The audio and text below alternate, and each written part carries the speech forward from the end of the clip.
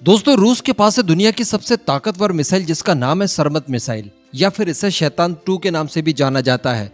इस मिसाइल की रेंज बताई जाती है 18,000 किलोमीटर।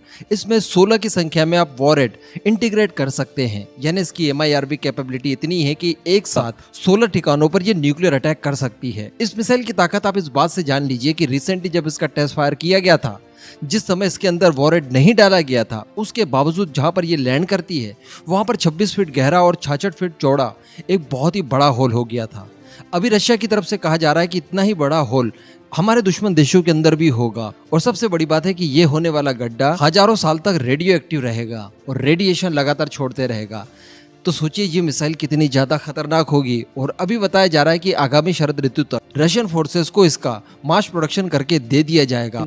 कुल 50 की मात्रा में इस मिसाइलों का प्रोडक्शन किया जा रहा है और बहुत ही जल्दी रशिया की फोर्सेस को ये दे दिए जाएंगे। सोचिए अगर 50 मिसाइलें रशिया की सेना के पास पहुंच जाती है और किसी परिस्थिति के दौरान वर्ल्ड वॉर 3 शुरू हो जाता है, तो मुझे आइंस्टाइन सर की वही बात याद आ रही है जो उन्होंने वर्ल्ड वॉर 4 को लेकर कहा था। जब उनसे पूछा गया कि सर आप बताइए वर्ल्ड वॉर 3 में किस तरह के हथियारों का इस्तेमाल किया जाएगा, तो उन्होंने कहा था कि वर्ल्ड वॉर 3 के बारे में तो मैं कुछ नहीं कह सकता, लेकिन वर्ल्ड वॉर 4 के बारे में जरूर कह सकता हूँ कि उस समय इंसानों के पास लड़ने के लिए हथियार नहीं होंगे, उनके बजाय डंडों और पत्थरों से युद्ध लड़ा जाएगा। यानी वर्ल्ड वॉर 3 में ऑब्वियसली सब कुछ तबाह हो चुका होगा।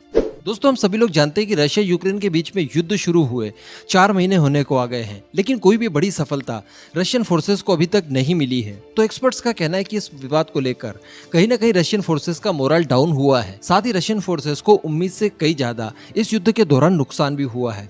तो ऐसी परिस्थिति में मोरल डाउन होना किसी भी सेना के लिए स्वाभाविक सी बात है, जिसके निवारण के लिए रिसेंटली जो विक्ट्री डे की परेड आयोजित की गई थी रशिया के अंदर, उसको भी काफी भव्य रखा गया। उसमें कुछ इस तरह के समाधान किए गए जिससे कि उनकी फोर्सेस का मनोबल जो डाउन हो चुका था उसे कहीं ना कहीं बेहतर किया जा सके। इसी के साथ साथ बताया जा रहा है कि रशियन फोर्सेस का मनोबल बढ़ाने के लिए 50 की संख्या में सरमत मिसाइलों का भी नया प्रोडक्शन शुरू करके उन्हें सौंपने वाले हैं, ताकि उनकी फोर्सेस को किसी भी तरह की ये इनसिक्योरिटी न हो कि उनका दुश्मन उनके ऊपर हावी हो सकता है या उन्हें किसी तरह से नुकसान पहुंचा सकता है। सरमत मिसाइल आप जानते हैं कि दुनिया की सबसे ताकतवर मिसाइल है। पृथ्वी के किसी भी कोने पर रूस का दुश्मन बैठा हो, उसके ऊपर सटीकता से निशाना लगाने में ये मिसाइल पूरी तरह से सक्षम है। बताया जा रहा है कि रशिया की स्पेस एजेंसी रोस्कोसमोस के प्रमुख, जो कि पुतिन के बेहद करीबी हैं, जिनका नाम है दिमित्री रोगोजिन, उन्होंने दरअसल पश्चिमी देशों को चेतावनी दी है। डेली मेल की खबर के हिसाब से दिमित्री ने ये चेतावनी दी है कि 14 मंजिला लंबी हमारी मिसाइल है, 208 टन वजनी है। इन मिसाइलों का भारी मात्रा में प्रोडक्शन करके आने वाली शरद ऋतुओं तक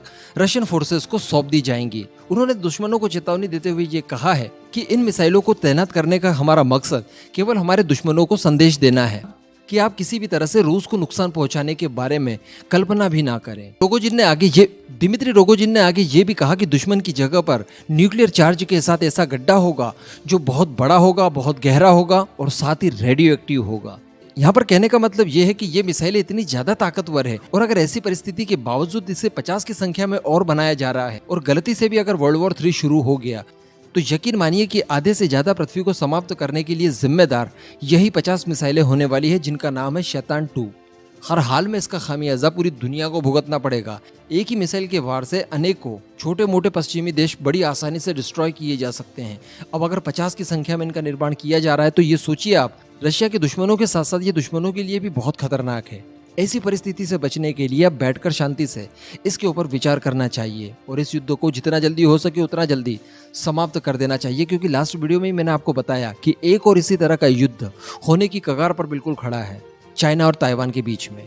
बाकी इस पूरे मुद्दे पर आपका जो भी मानना हो नीचे कमेंट करके जरूर बताइएगा।